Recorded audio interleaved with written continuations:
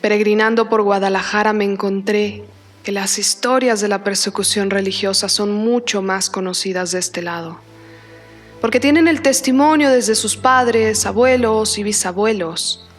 Aunque intenten mentirles, ellos saben la verdad.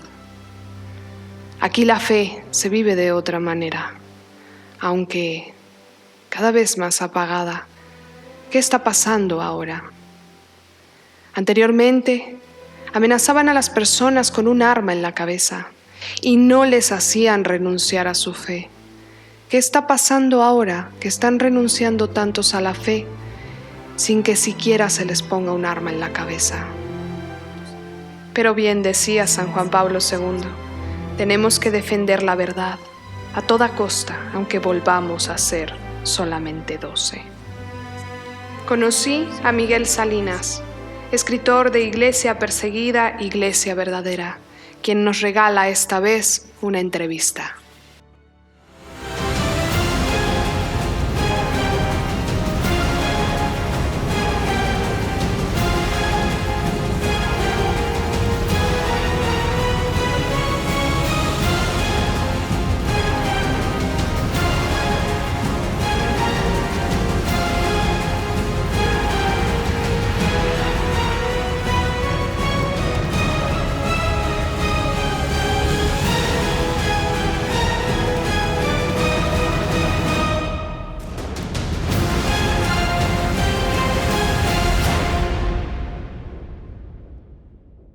Nos encontramos en la Basílica de Guadalupe, ¿así le llaman? Santuario. El Santuario de Nuestra Señora de Guadalupe. Así es. Santuario de Nuestra Señora de Guadalupe. Miguel, ¿qué nos puedes contar sobre este santuario? Bueno, es un templo que se construyó hace como más o menos unos 200 años, un poquito más, 220 años.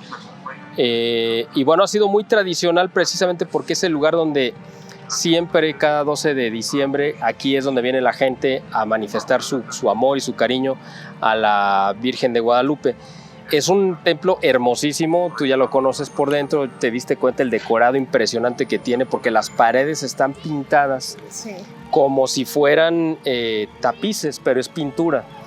La verdad está muy, muy ricamente adornado y fue... Después de la catedral, yo creo que el segundo templo más importante aquí de la ciudad durante muchísimo tiempo. Después se han ido construyendo otros templos, ¿no? Pero este fue muy importante, por eso fue también que se eligió para enterrar aquí al beato Anacleto González Flores. Anacleto González Flores, ahora que lo mencionas por ahí, me estaban contando un poco de la historia, que fue como una especie de trinchera este sitio durante la persecución de los cristeros, y hubo acá muchos mártires, ¿verdad? Así Cuéntanos es. Bueno, un poco de esa historia. En este barrio en el que nos encontramos, que es el barrio del Santuario, vivían, bueno, es una zona, siempre ha sido una zona muy popular, pero durante mucho tiempo casi fueron los límites de la ciudad. O sea, esto cuando se construyó casi ya eran las afueras de la ciudad de Guadalajara. Y aquí, bueno, ha sido un barrio muy popular donde había muchos talleres y todo, y muchos de los mártires vivían en esta zona, venían aquí a este templo. Entonces, por eso fue que en esta zona, ahorita estamos en una plaza que antes no existía, obviamente, pero cuando estaba lleno de casas, aquí se escondieron sacerdotes, religiosas, se llevaron a cabo misas clandestinas, es decir, estamos en el epicentro de uno de los lugares de resistencia de la guerra cristera. Correcto. Y bueno, también, no sé si fuiste tú, alguien me contó que había unos vestigios de balas, incluso dentro o en la parte de... Bueno, en muchos de los templos, en este no sé realmente, pero en muchos de los templos, si uno se fija en las torres, sí se encuentran todavía. Nosotros fuimos hace una semana a hacer un recorrido con un grupo y fuimos al pueblo de San Julián, Jalisco, que es la cuna de la guerra cristera, y ahí en el templo, en la parroquia principal, sí se ven todavía, están ahí los agujeros de las balas del combate, ¿no? del primer y único combate que hubo en ese pueblo, porque además para ellos fue una vergüenza, porque fue la primera vez que se enfrentaron los dos ejércitos, y que además el ejército cristero derrotó al ejército federal. Y ahí están las huellas, porque además pues son de cantera, entonces es muy vistoso, ¿no? Bien. Toda esta zona tú sabes que está llena de cantera. De hecho, aquí lo vemos, porque aquí es muy abundante, entonces incluso en la columna aquí de Fray Antonio Alcalde pues es una columna de cantera también. y es una tradición muy arraigada aquí en Jalisco el trabajo de la cantera. De la cantera, muy bien. Y nos contabas que los restos de Anacleto González Flores se encuentran acá. Háblanos quién fue Anacleto, parte de su historia y por qué es tan memorable en este sitio. Bueno, Anacleto González Flores, que es originario del municipio de Tepatitlán, que está aquí al norte de Guadalajara, como a la mitad de camino entre León y Guadalajara, es un municipio que se llama Tepatitlán, un poquito antes de la mitad, y él pues fue un abogado muy inteligente que entendió perfectamente y fue un gran intelectual, escribió muchos artículos, tenía su medio de comunicación en ese momento, un periódico o una hoja de combate, ¿no? Tal cual, con la idea de rescatar y de darle a la gente la claridad de ideas para poder combatir claramente. Pero él no quiso combatir de manera armada. Su combate lo hizo desde las ideas. Y fue, yo creo que el ideólogo del movimiento de resistencia, de defensa de la Liga de Defensa Católica, y el que le dejó muy en claro a la gente que esta lucha, como tú la entiendes, y bueno, nosotros, es una lucha espiritual, ¿no? Que se estaba reflejando en ese momento pues en una persecución religiosa, pero que realmente el conflicto era en la esfera espiritual, ¿no?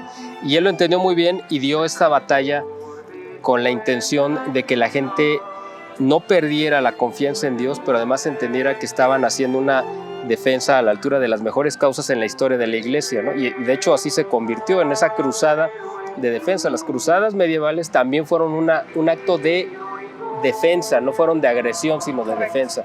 La guerra cristera fue un acto de defensa también contra una agresión que venía de parte del gobierno, ¿no? Una agresión totalmente inhumana que si ahora la viviéramos en nuestros tiempos sería como que, ¿qué? ¿Me estás diciendo que porque salgo de vestido tengo 6 años de prisión? O sea, era totalmente ilógica. Eran ilógicas esas leyes, iban totalmente en contra de cualquier sentido común. Claro, a los sacerdotes no se les permitía usar sotana en la calle, ¿no? Sí, no, y además el simple hecho de colgarte un crucifijo, ya estabas incurriendo en la ley y ya era motivo de una multa, y no solo eso, también pues el abuso de poder de que ellos ya podían justificar el introducirse a una casa a despojar de bienes a cualquier persona, a cualquier familia, despojaron de bienes a la propia iglesia. Así es. Y justamente en un momento crucial de la historia en el que la iglesia pues daba tanto apoyo al pueblo, ¿no? Ahora nos han ido tratando, como bien lo cuentas en tu libro, han ido atacando desde raíz la iglesia. ¿Qué nos podrías contar un poco de cómo han sido estos ataques? ¿Por qué han hecho de alguna manera separar a tantas personas de la casa de Dios? ¿Qué está pasando?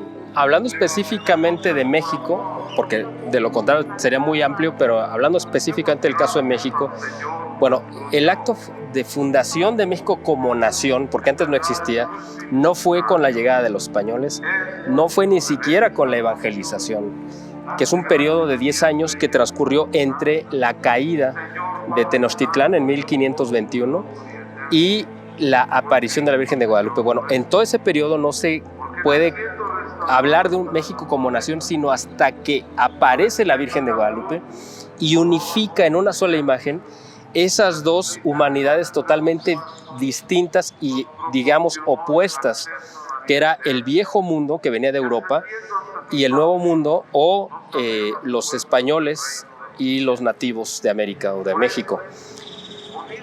En el momento que la Virgen toma de las características de ambos mundos y las hace una sola, ahí es donde podemos decir que es el acto fundacional de México como nación.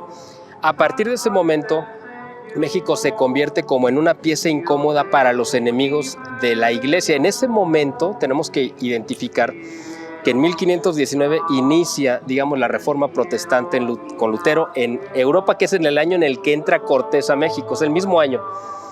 En el momento que aparece la Virgen de Guadalupe en México es cuando ya se da la ruptura completa de la iglesia anglicana con la iglesia católica, e Inglaterra inicia un camino opuesto a España y se convierten en enemigos mortales. Inglaterra de España. Si no lo entendemos en ese contexto, nos perdemos en la historia. México se convierte como una extensión que era de España en un enemigo de parte de los enemigos de la Iglesia, que eran los anglo-protestantes. Por eso siempre México ha sido un objeto de ataque.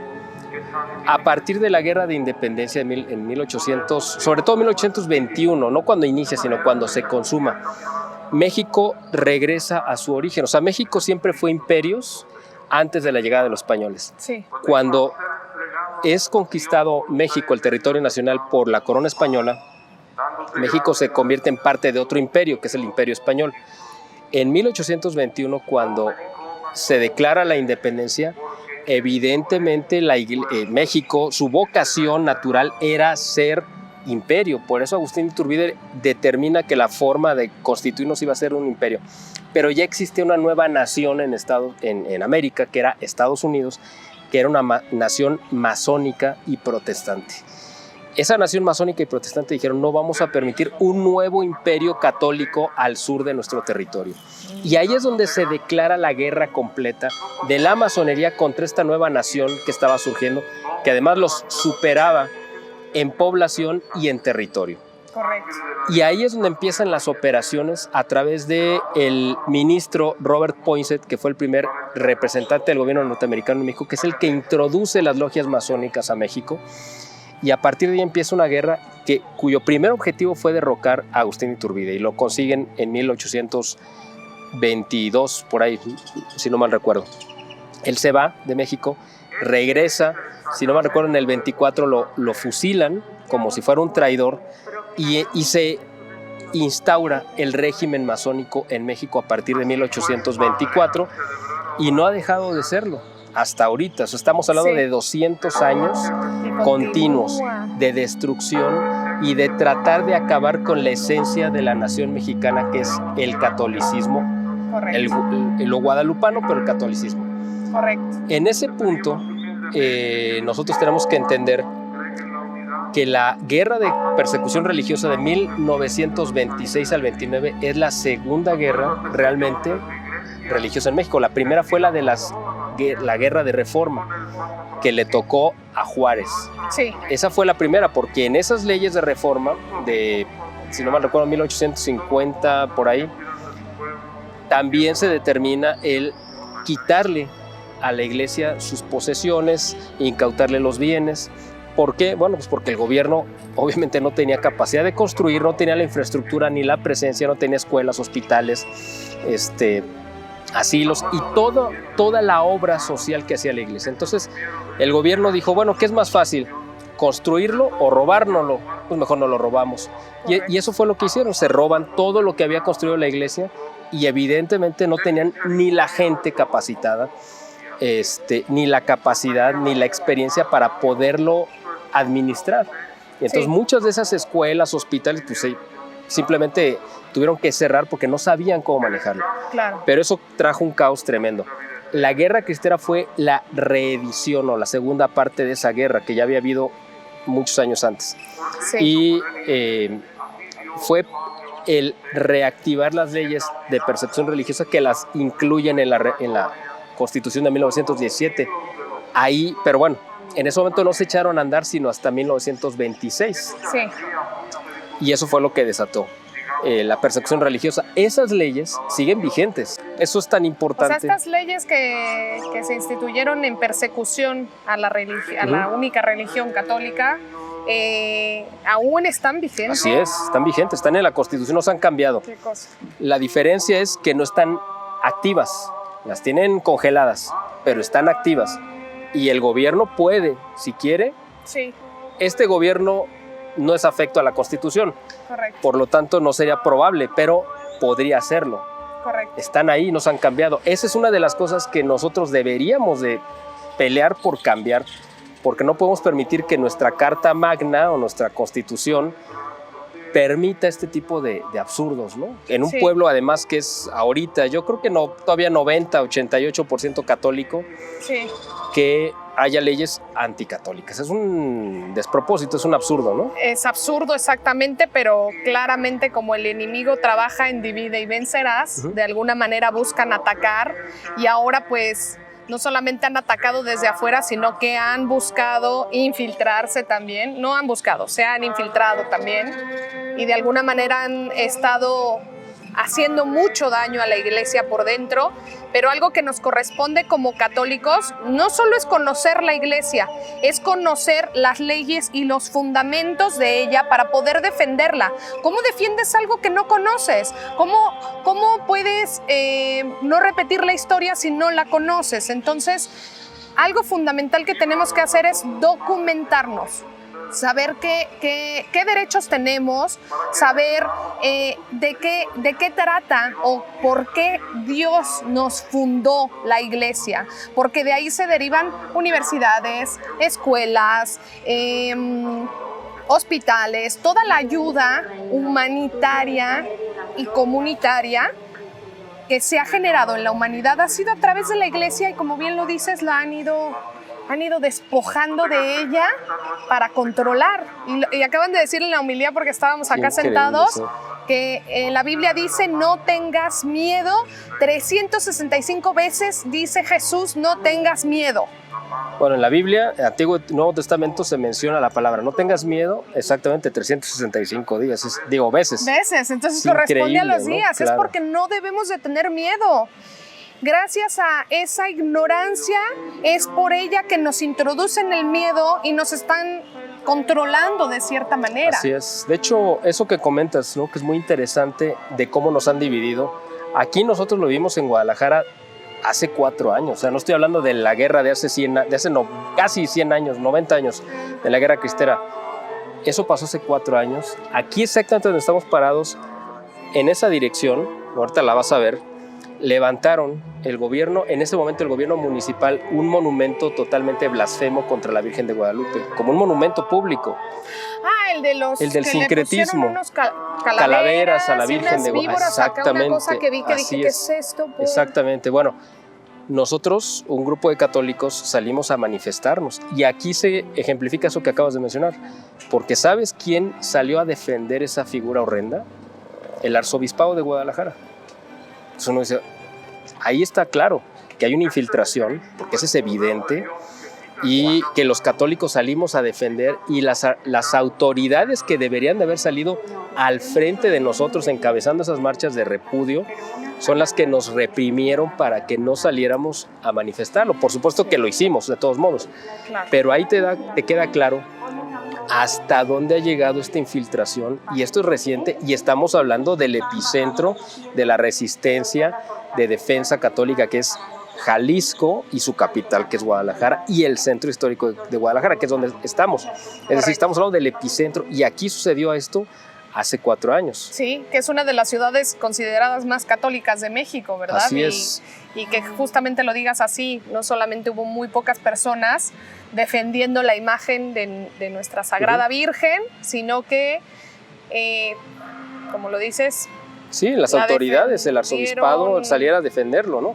Sí, o sea, defendieron que se quedara. Claro, salieron a defender que se quedara y que estaba bien. No la quiero ni grabar, es tan horrible porque, sí, como dices, es una blasfemia. Así es. Luego, tú sabes que en 1993, aquí en Guadalajara, pues esa guerra extendida, ¿no? La guerra cristera que ha seguido, porque la masonería ha seguido persiguiendo a la iglesia, pues...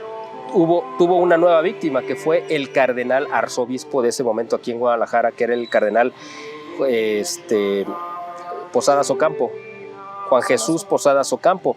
Lo asesinaron en el aeropuerto de Guadalajara.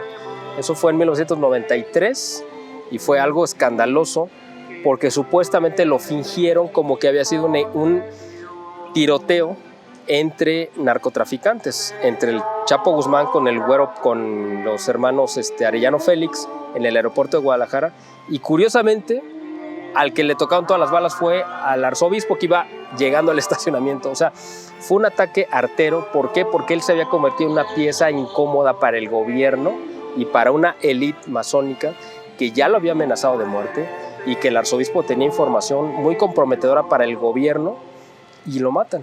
O sea, la guerra cristera tuvo un inicio, pero no ha tenido un fin, es decir, no ha terminado, Seguimos se ha en la continuado. lucha, nada más que como ya nos tienen controlados, ya no necesitan hacer nada, ¿no? Bueno, De una manera, porque yo me declaro católica y volteo al mundo feliz diciendo soy católica y me encuentro un montón de católicos tibios, no van a misa. incluso un sacerdote, tienen el respeto que a lo mejor tú deberían. entras a un templo y a lo mejor un sacerdote te reprime pues porque entras con velo o porque pides la comunión de rodillas y en la boca, es decir, esa es parte de la guerra cristera. Ya no es contra la masonería de fuera, ahora es interna, Ya están dentro. Sí. lo cual es todavía más doloroso y más grave. Pero no se trata de separar ni de dividir, se trata de orar por ellos, porque no sabemos quiénes son los infiltrados, pero sí sabemos que existe la misericordia y la conversión. claro, Existe la misericordia de Dios, existe la conversión y el arrepentimiento.